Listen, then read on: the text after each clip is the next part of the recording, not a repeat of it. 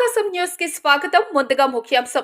Minor బాలికపై లైంగిక వేధింపుల ఆరోపణలు ఎదుర్కొంటున్న కేసులో బీజేపీ నేత బండి సంజయ్ కుమార్ పై బీఆర్ఎస్ ఎమ్మెల్యే కల్వకుంట్ల సంజయ్ తీవ్ర విమర్శలు చేశారు.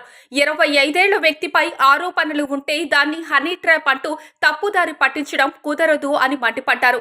ఎన్నికల సమయంలో మతాన్ని, ఇప్పుడు కొడుకు వ్యవహారంలో కులాన్ని వాడుకుంటున్నారని ఆరోపించారు. చిన్న పిల్లలను రాజకీయాల్లోకి తేవద్దంటున్నారు. 25 ఏళ్ల వ్యక్తి చిన్నపిల్లాడా అంటూ ప్రశ్నించారు. నీ కొడుకు ప్రవర్తన, నీ మాటలు, నీ సంస్కారం వల్లే వచ్చింది అంటూ ఘాటు వ్యాఖ్యలు చేశారు. ఈ వ్యవహారంపై ఏబీవీపీ, ఆర్ఎస్ఎస్ సభ్యులు కూడా స్పందించాలని డిమాండ్ చేశారు. తెలివి తక్కువ తెలియదు అనకు. మైనర్ బాలిక మీద హనీ ట్రాప్ కేసు పెట్ట నీకు రాదు.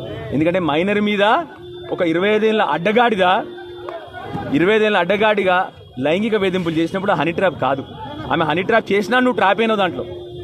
దయచేసి అర్థం చేసుకోవాలి. ఇంకోటి ఏం చేసినారు బండి సంజయ్ గారు చివరికి? మొదట్లో ఏమో ఎలక్షన్లు వస్తేనేమో మతం వాడుకుంటాడు.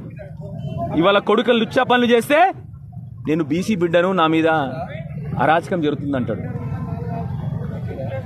చిన్నపిల్లల్ని రాజకీయాలకు తీసుకురావద్దంటాడు. 25 ఏళ్ళ అడ్డగాడిద చిన్నపిల్లగాడా? ఆ 17 ఏళ్ళ మైనర్ బాలిక చిన్నపిల్లనా? లేకపోతే నీ 25 ఏళ్ళ అడ్డగాడిద మైనర్ రావాడు? అడ్డగాడిద పనులు చేసి చిన్నపిల్లల్ని రాజకీయాలకు తీసుకురావద్దంటావా? ఈ సంస్కారం నీ కొడుకుది ఎక్కడి నుంచి రాలే బండి సంజయ్? నువ్విచ్చిన సంస్కారమే, నీ భాష, నీ గుటుక, నీ ప్రవర్తననే ఆ పిల్లగాడిని అట్లా తయారు చేసిందని చెప్పి నేను ఇవాళ ప్రెస్ మీడియా ముందుగా నుంచి చెప్తా ఉన్నా. ఆ పిల్లగాడు అట్లా తయారైందంటే ఒకటా రెండా ఎన్ని నేరాలు చేసిన పిల్లగాడు మీ అందరికి తెలియదా?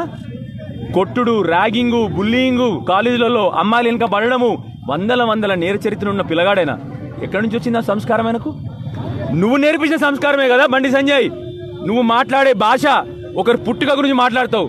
ఇవాళ ఏ పుట్టుక గురించి మాట్లాడతావు బండి సంజయ్? మరి చెప్పు, ఇవాళ ప్రజలకు చెప్పు. ఇవాళ చిన్నపిల్లల్ని రాజకీయాలకు తీసుకురావద్దని ఒక సెంటిమెంటు, ఆఖరికి మళ్ళొక సెంటిమెంట్. నిన్న ఎవరు నమ్మకండి నేను ఏబీవీపీ అని ఏడడం. ఏం దొంగ పనులు ఇవన్నీ? చేసే దొంగ పనులు. నీ ఏబీవీపీ చెప్పిందా ఈ పనులు చేసామని చెప్పి?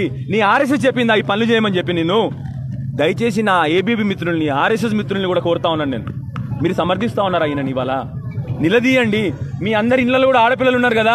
ఒక మైనర్ బాలికకు జరిగిన అన్యాయం అని నిలదీయకపోతే రేపు పొద్దున ఎడిపోతుంది సమాజము.